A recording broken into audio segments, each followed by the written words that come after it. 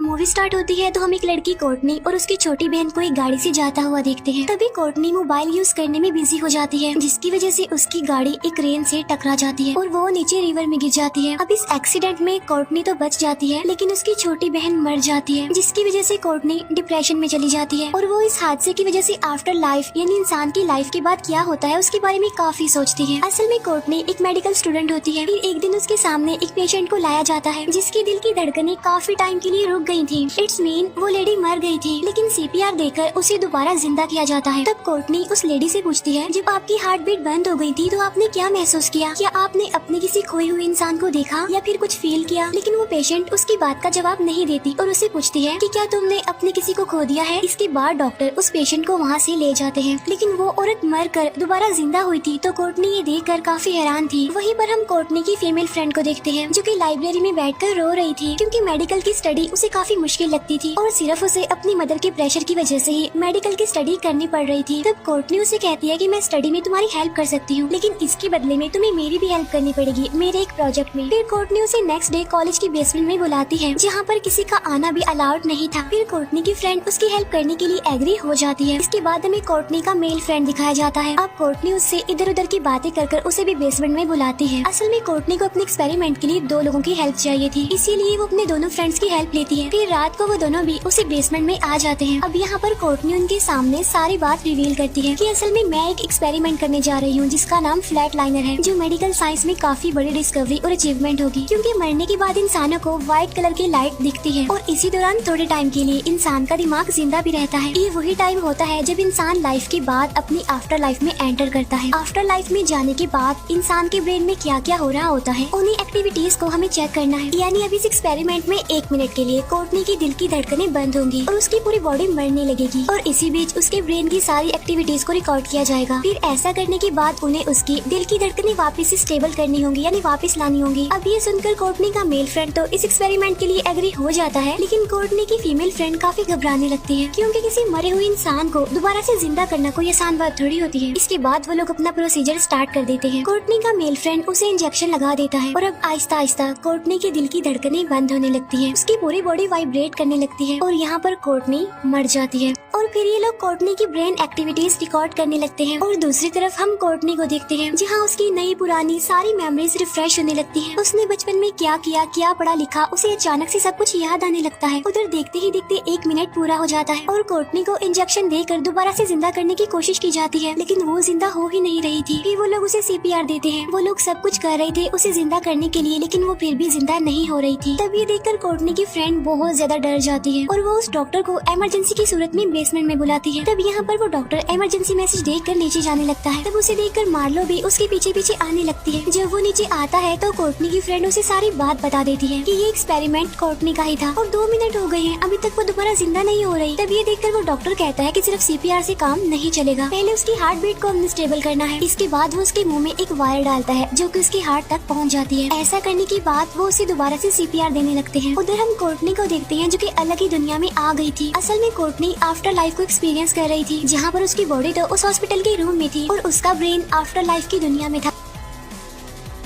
अब जैसे ये लोग उसे सीपीआर दे रहे होते हैं तो उसे ऐसा फील होता है जैसे ये सारा रूम टूट गया है और तभी अचानक से उसे होश आ जाता है, वो दोबारा जिंदा हो जाती है। इसके बाद वो लोग उसे घर ले आते हैं। उसकी दोनों फ्रेंड्स उससे पूछती हैं कि तुम्हें कैसा फील हो रहा है, तो वो कहती है कि ये फीलिंग्स बड़ी अजीब है, यानी मेरे ब्रेन में जितनी भी यादें थी वो सारी रिफ्रेश हो गई, ताज़ा हो गई। इसके बाद वो लोग उसकी ब्रेन की एक्टिविटीज देखने लगते हैं। वो देखते हैं कि कोर्टनी की दिल की धड़कनें रुक गई थी और उसका ब्रेन भी ब्लैंक होता जा रहा था और तभी उन्हें कई कई जगह पर इलेक्ट्रिक पल्सेस दिखती हैं और ये इलेक्ट्रिक पल्सेस 2 जगहों पर पाई गई थी। एक ब्रेन के उस हिस्से में पाई गई थी जहाँ से इंसान को प्यार, नफरत, भूख या प्यास का एहसास होता है। दूसरी जगह वो होती है जहाँ इंसान का स्ट्रेस, इमोशंस स्टोर होते हैं। यानी कोर्टनी के लास्ट मोमेंट्स में उसके बहुत सारे इमोशंस रिलीज हो रहे थे। अब इस एक्सपेरिमेंट की वजह से वो न सिर्फ मेंटली बल्कि फिजिकली भी स्ट्रॉन्ग हो गई थी। दौड़ने में तो उसका स्टेमिना काफी बढ़ गया था और पहले ही दिन वो 20 माइल दौड़ कर आई थी। यानी इस एक्सपेरिमेंट की वजह से उसके पैदा होने से लेकर अब तक उसने जो भी किया, लाइक स्टडी और वो बातें जो उसने कही सुनी, सब याद थी थी। कॉलेज में भी वो टॉपर्स के लेवल पर आ जाती है, यानी ऐसा लग रहा था जैसे उसका ब्रेन रीसेट हो गया हो। वो काफी स्ट्रॉन्ग हो गई थी। अब ये देखकर उसके फ्रेंड्स काफी खुश थे और डॉक्टर के अलावा सब इस एक्सपेरिमेंट को खुद पर आजमाना चाहते थे। वो डॉक्टर उन्हें समझाता है कि ये गलत है, तुम्हें ऐसा कुछ नहीं करना चाहिए। लेकिन फिर एक एक करके वो तीनों इस एक्सपेरिमेंट को अपने ऊपर आजमाने लगते हैं। अब इस एक्सपेरिमेंट को फ्लैट लाइनर इसीलिए कहा जाता है क्योंकि इसमें इंसान की हार्ट बीट बिल्कुल रुक जाती है, बिल्कुल फ्लैट लाइन की तरह, यानी जब मशीन पर एक स्ट्रेट लाइन चलने लगती है। जब कोर्टनी की मेल फ्रेंड पर इस एक्सपेरिमेंट को किया जाता है तो उसे अपनी वाइफ याद आती है। असल में उस टाइम उसकी वाइफ प्रेग्नेंट थी और उसने अपनी वाइफ को उसी हालत में अकेला छोड़ दिया, उसका साथ देने की बजाय। अब यही गिल्ट उसे याद आ रहा था। फिर हम कोर्टनी की फीमेल फ्रेंड के एक्सपेरिमेंट को देखते हैं, जहाँ पर उसके स्कूल में एक टॉपर लड़की थी जिससे वो काफी जेलस होती थी और इसकी वजह से कोर्टनी की फ्रेंड ने उसकी प्राइवेट पिक्चर्स हर जगह वायरल कर दी, जिसकी वजह से उस टॉपर लड़की की काफी बदनामी हुई और इसीलिए वो उस स्कूल को छोड़कर चली गई। इसके बाद मार्लो का एक्सपेरिमेंट दिखाया जाता है, जहाँ पर वो अपनी फ्रेंड को दिखती है जो कि उसका पेशेंट था और एक दिन मार्लो ने जानबूझकर उसे मेडिसिन का ओवरडोज दे दिया, जिसकी वजह से उसका फ्रेंड मर गया। यानी एक तरह से इस एक्सपेरिमेंट की वजह से उनका ब्रेन तो रिफ्रेश हो गया था, सारी यादें ताज़ा हो गई थी, स्टडी में टॉपर्स की लाइन में आ रहे थे, तो दूसरी तरफ उन्हें वो बातें भी याद आ रही थी जिन्हें वो लोग भुलाने की कोशिश कर रहे थे। अब कोर्टनी की फीमेल फ्रेंड का एक्सपेरिमेंट आखिरी होता है, इसीलिए वो लोग सिक्योरिटी से बचने के लिए वहाँ से भाग जाते हैं और वो एक पार्टी में चले जाते हैं। अब पार्टी के बाद कोर्टनी के दोनों फ्रेंड्स एक साथ ही वहाँ से चले जाते हैं। दूसरी तरफ मार्लो और वो डॉक्टर भी पार्टी को छोड़कर चले गए थे और अब पार्टी में अकेली कोर्टनी होती है। और जब कोर्टनी अपने घर के लिए जा रही होती है तो उसे अपनी बहन का एक ग्लिम्स वहाँ पर दिखता है, इसीलिए वो डरते हुए उसका पीछा करने लगती है। कोर्टनी की छोटी बहन एक गाड़ी में जाकर बैठ जाती है। जब कोर्टनी गाड़ी के अंदर दिखती है तो उसकी बहन की डेड बॉडी पानी में तैर रही होती है। तब ये देखकर कोर्टनी काफी घबरा जाती है और घर के लिए जाने लगती है। इसके बाद हम कोर्टनी की मेल फ्रेंड को देखते हैं जो कि अपने बोट हाउस में होता है, क्योंकि वो यहीं पर रहता था। बोट हाउस में आने के बाद अचानक से उसे किसी बच्चे के रोने की आवाज सुनाई देती है। उसे एक कपड़ा भी हिलता हुआ दिखाई देता है और जब वो उस कपड़े को हटाता है तो वहाँ पर कोई भी नहीं होता। लेकिन तभी उसके पीछे उसकी वाइफ का भूत आ जाता है जो कि उस पर बस अटैक ही करने वाली होती है कि तभी उसके पास कोर्टनी की कॉल आ जाती है। कोर्टनी डरते हुए उसे बताती है कि मैंने अपनी बहन के भूत को देखा। तब इसीलिए उसका फ्रेंड उसके घर जाने के लिए निकल जाता है। इसके बाद कोर्टनी जब अपने घर पहुँचती है तो उसी डाइनिंग रूम में अपनी बहन का भूत दिखता है जो कि काफी डरावने लग रही थी। अब यहाँ से कोर्टनी भागते हुए फायर एस्केप पर आ जाती है, लेकिन तभी उसकी छोटी बहन भी वहाँ पर आ जाती है और वो कोर्टनी को धक्का देकर नीचे फेंक देती है, जिसकी वजह से कोर्टनी वहीं पर मर जाती है। फिर नेक्स्ट डे जब उन चारों को उसकी मौत का पता चलता है तो उन्हें काफी बड़ा सदमा लगता है। इसके बाद एक एक करके उन सबके साथ भी अजीब होने लगता है। कोर्टनी का मेल फ्रेंड जब अपने बोट हाउस में था तब उसे एक बार फिर से बच्चे के रोने की आवाज सुनाई देती है और तभी उसकी वाइफ का भूत उसे दिखाई देने लगता है। उससे बचते हुए वो भाग ही रहा था कि तभी वो भूत उसे पानी में गिरा देती है और एक नाइफ से उसे स्टैब करने लगती है। दूसरी तरफ मार्लो जब मॉर्ग में होती है तो उसे अपने पास की सारी डेड बॉडीज जिंदा होते हुए दिखाई देती है और तभी वहाँ पर उसके फ्रेंड की डेड बॉडी उसे मारने आती है। फिर हम कोर्टनी की फीमेल फ्रेंड को देखते हैं। जब वो लिफ्ट से जा रही होती है तो अचानक से उसकी लिफ्ट बंद हो जाती है और उस टाइम उस पर कोई अटैक कर रहा होता है और जब एक फ्लोर पर जाकर लिफ्ट रुकती है तो वहाँ पर एक अजीब सी खंडर जैसी जगह थी और जब लिफ्ट का दरवाजा बंद होने लगता है तो उस टॉपर लड़की का भूत उसे दिखाई देता है।